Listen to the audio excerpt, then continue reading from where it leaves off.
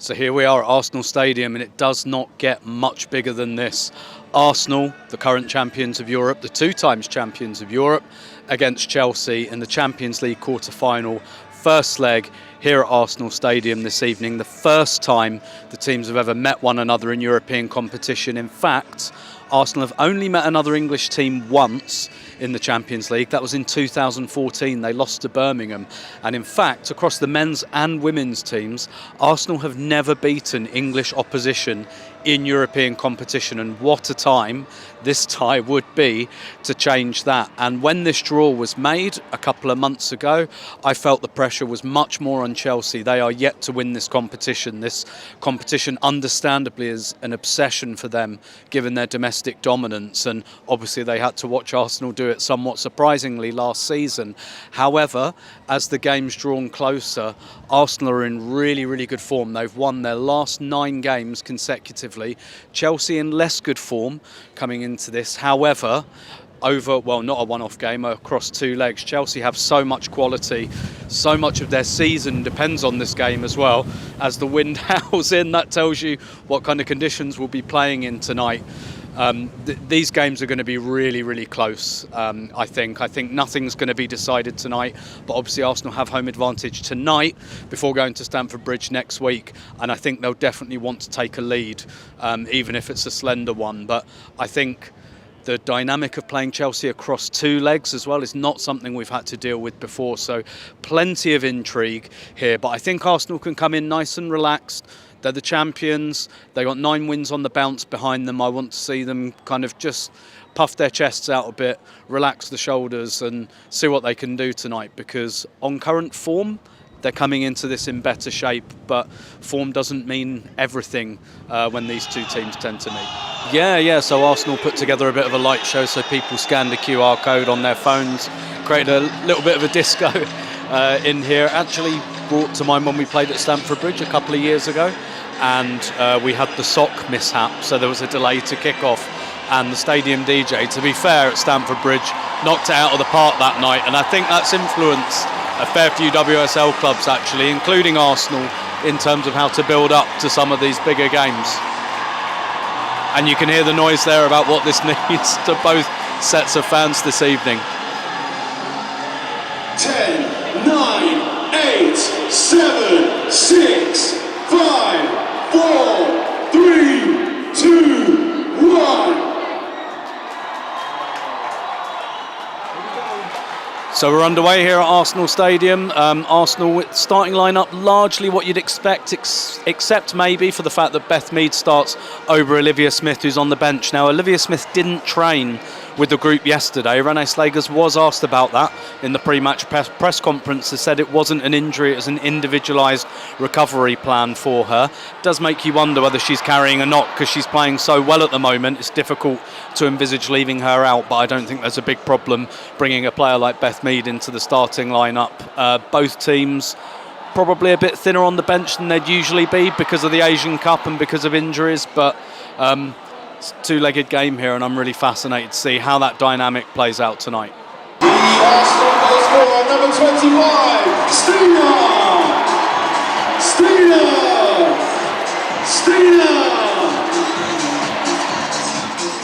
Well, Arsenal have taken the lead. It's 1-0, and it's Stina Blackstenius who obviously scored the winning goal in the final last year. And Arsenal came under some pressure early on. We know Chelsea have a lot of transition speed in this team with Alyssa Thompson and Lauren James and Sandy Baltimore, and Chelsea hit the post twice in a matter of minutes in transition moments, but Arsenal got things a little bit under control a bit more in the last few minutes. They won a free kick on the corner of the Chelsea area. Katie McCabe just floated it in, and Stina Blackstenius was there to just glance the header into the far corner. Maybe a little bit against the run of play given the 2 massive chances Chelsea have had, but Arsenal lead here halfway through the first half. Arsenal 1, Chelsea 0.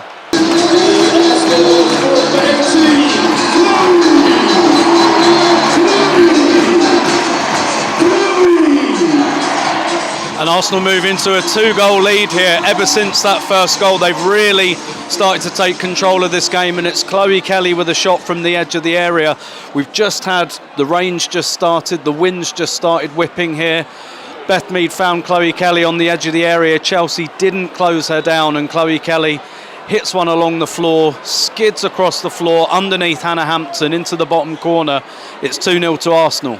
So we've got a VAR check here. I think Berman kind of bundled the ball into the net from a set piece. Annika Borba came out, didn't get the ball, looped up into the air, and then it was Laia Kadina and Berman basically on the goal line.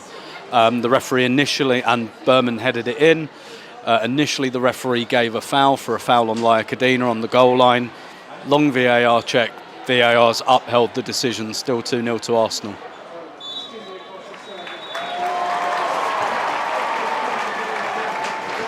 Half-time at Arsenal Stadium, Arsenal 2, Chelsea 0, and what a whirlwind half that was.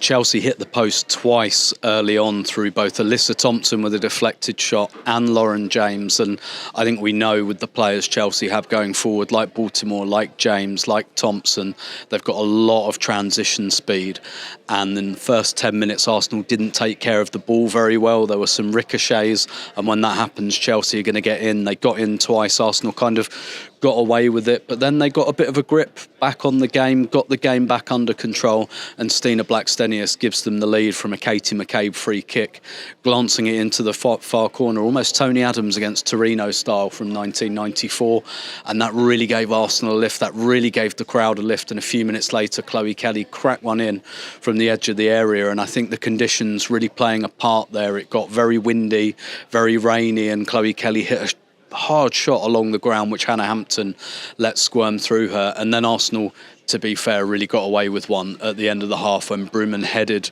a set piece that looped up into the air, and Annika Borba was out of the equation, and Bruman heads it in, and a foul is called on Laia Kadina, which survives a VAR check. And I have to be honest, if that was the other way round, my head would be on Mars at the moment. I think that's a really poor decision. But it's one that's gone Arsenal's way, and they're 2-0 up at half-time, but obviously there's 3 more halves of football to play yet in this tie, so there's a long way to go. So second half underway, and Arsenal have had to make a change at half-time. Laia Kadina has come off, and there's no centre-half on the bench with Steph Catley not available, Leah Williamson injured, Katie Reid injured as well, so Taylor Hines has come on, and it looks as though Katie McCabe is going to play at centre-back. I think that means that Katie McCabe has now played in every outfield position for Arsenal. Never seen her play centre-back before, but Arsenal are going to have to make do and make it work. 2-0, second half just about to start. Chelsea goal scorer number 10, Lauren James. And Chelsea are back in it through Lauren James with a left-footed curler from about 30 yards. Last 5 minutes or so, Arsenal have been, I wouldn't say penned back, but they've been back in their shape. They haven't really got on the ball. Chelsea have been not creating an awful lot, but have had a lot of possession around the edge of the Arsenal box.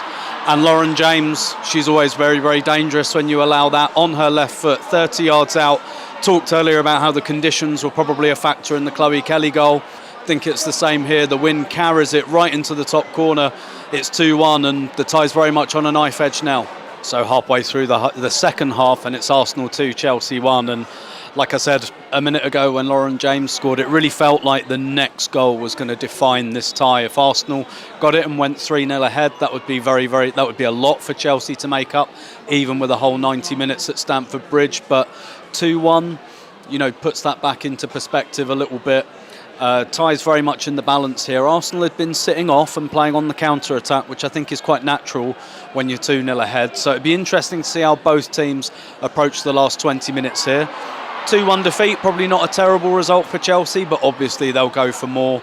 Will they leave gaps at the back for Arsenal to exploit? The conditions here are very, very tricky as well. I think we've seen that in a few of the goals, so very intriguing for the remainder of the match.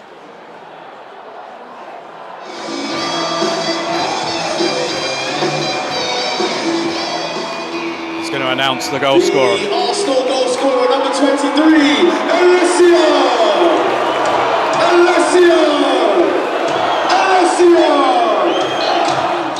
And that's 3-1 to Arsenal, and it's Alessia Russo who scores her 8th goal in the competition this season. She breaks the record for goals scored by an English player in a single edition of the competition, and more importantly than that, she's put Arsenal 3-1 up here. Arsenal This time Arsenal benefiting from a transition. Stina Blackstenius, it was actually brilliant work by Katie McCabe. She played the ball on the floor to Stina Blackstenius, who looked like she was going to go out to the right to Beth Mead, but saw the run from Russo through the centre, slipped a through ball. Russo took one touch and fired it into the bottom corner. It's 3-1 to Arsenal. It really feels like Arsenal needed that goal to lift this place and to lift this tie. 3-1 Arsenal.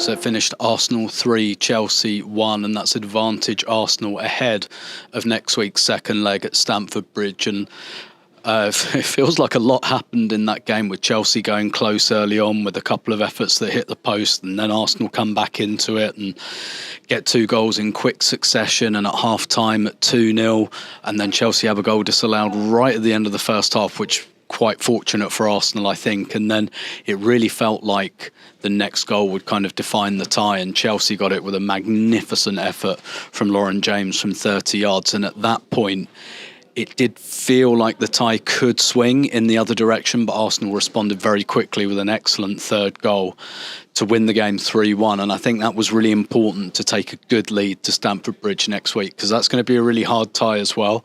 And Chelsea will look at this and they will say they hit the post twice. They had a goal probably unfairly disallowed. This game could have easily gone in any number of directions, but I do think Arsenal deserve to win the game overall. But there's still another 90 minutes to go next weekend, and I think both teams will have learned quite a lot about each other. This was quite an open game. There were quite a lot of chances in this game, and Chelsea didn't repeat the mistakes they made in January. They had much more numbers in midfield. This felt like quite a transitional game. Conditions were very tricky. That played into things as well. So this felt like a very, very eventful game. And really, next week, Arsenal are not going to want an eventful game if they're going to go through. They're going to want a very kind of calm, controlled performance. But this was still a very good performance overall from Arsenal. They take a 3-1 lead to Stamford Bridge next week for a spot in the semi-finals.